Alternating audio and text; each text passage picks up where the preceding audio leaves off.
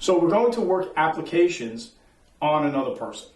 So exactly what you've done in the exercises and the skills that you've developed in the drills, we're now going to apply them to another person. So we're going to bring on another person, another member of our group who will work these together.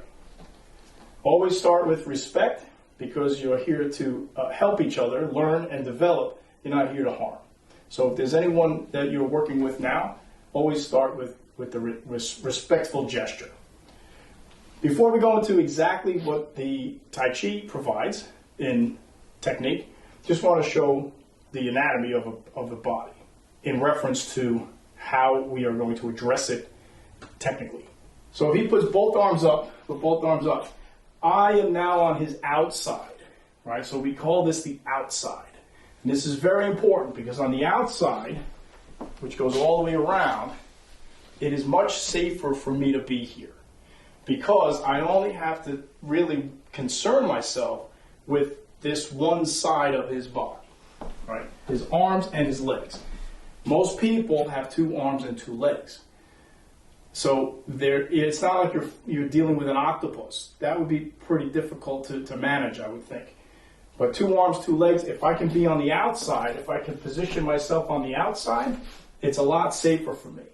And I can escape. I don't have to address him in a fight. I don't want to fight.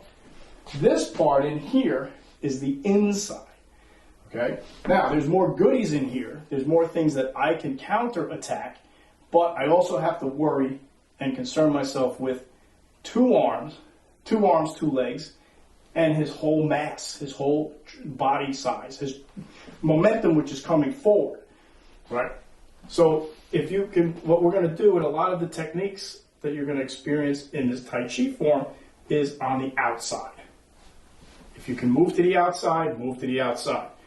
And if you are into watching fights and seeing a lot of whatever types of sports or fighting engagements you'll see, boxing, a lot of victories are won on the outside, right? If you draw a line down his center, you have symmetry on both sides, right? As humans, we're symmetrical. Pretty much the same on both sides, split right down the middle, split down the center. So what he has on one side, he has on the other side. If you turn and face me now, the same center goes through the ear, down the shoulder, down through the leg. So if I push him in the center, he's going to go back. Come back.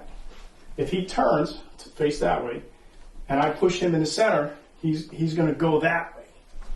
He's going to go that way. Okay? The center. Because what I want to do is turn around. I want to be able to keep going. I want to be able to disrupt his spine. Okay? Humans, we're vertical.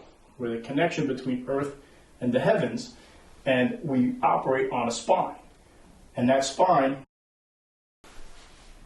it pivots, it rotates, right? So if I can disrupt that, that's where I'm going, through his center. And the same thing, when you're operating, you begin to operate off of your center, your spine. So keep those things in mind.